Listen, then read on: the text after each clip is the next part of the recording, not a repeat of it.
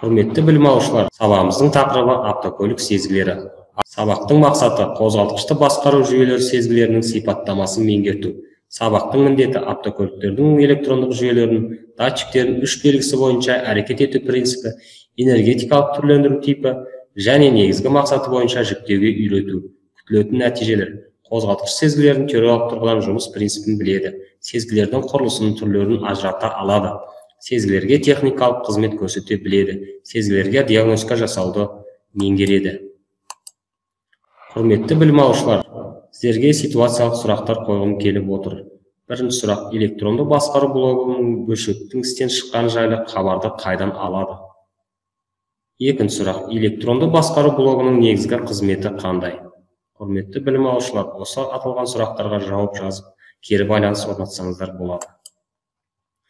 Барлық қазіргі заманғы автомобильдерде қозғалтқыш және басқа жүйелер жұмысының оңтайлы режимдерін қамтамасыз ету үшін белгілі бір жүйеден белгілі бір сигнал алатын және оны электронды басқару блогына беретін датчиктер қолданылады. Электронды басқару блогының өз кезегінде сигнал ала отырып оны талдайды және іс-әрекеттердің қандай да бір тәртібі туралы шешім қабылдайды. Ауаның жаппай шығындалуының датчигі. Қозғалтқыш жұтатын ауаның көлемдік мөлшерін өлшейді. Оның құрылысы қарапайым болғандықтан істен айтарлықтай сирек шығады. Алайда кейбір жағдайларда дұрыс емес ақпаратты анықтап беруі мүмкін. Мысалы, одан да көрсеткіштер 10-20% артқан кезде қозғалтқыш жұмысында проблемалар туындайды. Атап айтқанда, бос айналымдар шатасып кетуі, қозғалтқыштың буылуы және нашар іске қосылуы мүмкін. Егер датчиктің көрсеткіштері шын мәніндегіден төмен болса, онда машинаның динамикалық сипаттамалары төмендейді. Сондай-ақ отын шығыны артады. Ауаның жаппай шығын датчиктерін тексеру электрондық мультиметрдің көмегімен оларға берілетін тұрақты кернеуді өлшеуге негізделеді. Дросельді жапқыш қалпының датчигі. Істен шыққан жағдайда жүргізушінің газ педаліне қатысты іс-әрекеттеріне автомобиль реакциясында проблемалар туындайды. Мысалы, оны басқан кезде іркілдеу, қозғалтқыш айналымдарының өздігінен жоғарылауы немесе олардың шатасуы орын алуы мүмкін. Сондай-ақ қозғалтқыш жүктемемен жұмыс жасаған кезде шұлқылаулар мен іркілдеулер пайда болуы мүмкін. Яғни газ педалы өз алдына тіршілік ете бастағандай болады. 5 вольтқа дейінгі диапазонда өлшеуге қабілетті мультиметр аспабы арқылы бақылауға болады. Құрметті білім алушылар, дросельді жапқыш қалпының датчигі төменде суретте көрсетілген. Детонация датчигі. Бұл датчик қозғалтқышта тек детонациялық тарсылдардың пайда болуын белгілейді. Тиісті деректер электронды басқару блогына беріледі және электронды басқару блогы детонацияның бар жоқ туралы шешім қабылдайды.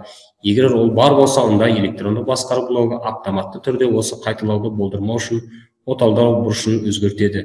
Детонация датчигі екі әдісті орындай отырып, шығыс кедергісінің кернеудің көрсеткіштерін өлшеу арқылы немесе динамикадағы детонация датчигі жұмыс режимінің процесінде осциллографты пайдалана отырып тексеруге болады. Май қысымының датчигі. Май қысымының датчиктерінің екі түрі бар. Механикалық ескірген деп саналады және сәйкесінше ескі машиналарға орнатылады және электрондық. Қазіргі заманғы көбінесе заманауи автокөліктерде орнатылады. Датчиктің істен шығу белгілері ретінде қозғалтқыштағы қысым және немесе май деңгейін индикациялау проблемалары болады. Май қысымының датчиктерін тексеруді тек бөлшектеу кезінде ғана жүргізу мүмкіндігі бар. Бұл тексеру үшін электронды мультиметр мен ауа компрессоры қажет. Салқындату сұйықтығының температура датчигі. Оның міндеті тосол немесе антифриз температурасын белгілеу және осы ақпаратты электронды басқару блогына беру. Салқындату сұйықтығының температура датчигі құрылысы өте қарапайым және ешқашан істен шықпайды дерлік. Алайда кейбір жағдайларда механикалық зақымдалғанда датчиктің ішіндегі электрлік байланыс зақымдалуы мүмкін. Бұзылудың екінші ықтимал себебі датчиктен электронды басқару блогына дейінгі сымдардың үзілуі немесе оның оқшаулануының бұзылуы. Басқа датчиктер сияқты бұл торапта жөндеуге келмейді. Оны тек жаңасына ауыстыруымыз қажет. Оттегі концентрациясының датчигі. Жалпы лямбда зонд түрінде беріледі. Оның басты функциясы пайдаланған газдардың оттекті мөлшерін белгілеу. Бұл ақпарат сондай-ақ электронды басқару блогына беріледі. Ал электронды басқару блогы отын ауа қоспасының құрамын жұтаң бай өзгерте отырып қозғалтқышқа отын беру туралы шешім қабылдайды. Детонация датчигінің құрылысы едәуір сенімді және ол істен өте сирек шығады. Ол бұзылған кезде мыналар орын алады: атмосфераға шығатын пайдаланылған газдармен бірге зиянды заттардың шығарындысы артады. Оттегі концентрациясының датчигі көзбен де тестермен де тексеруге болады.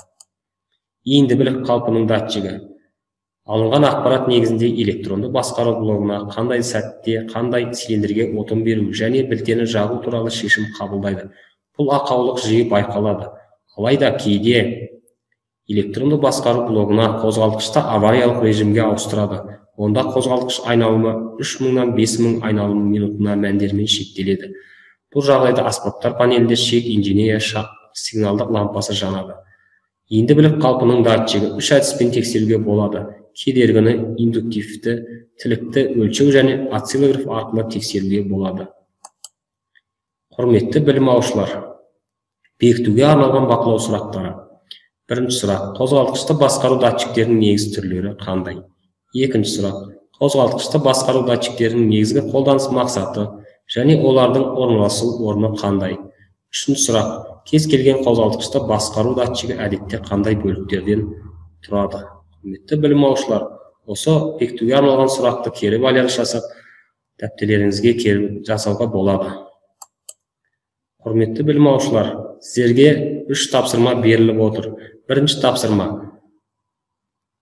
мынау қандай сезгі? Жұмыс принципімен техникалық қызмет көрсету туралы дәптерлеріңізге жазып кері байланыс орнатыңыздар.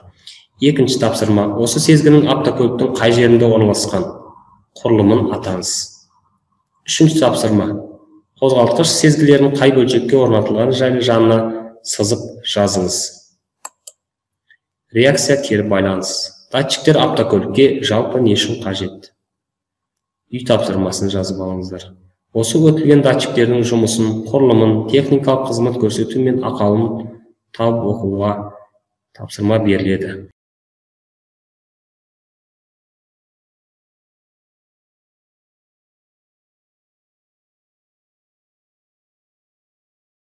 Назарларыңызға рахмет.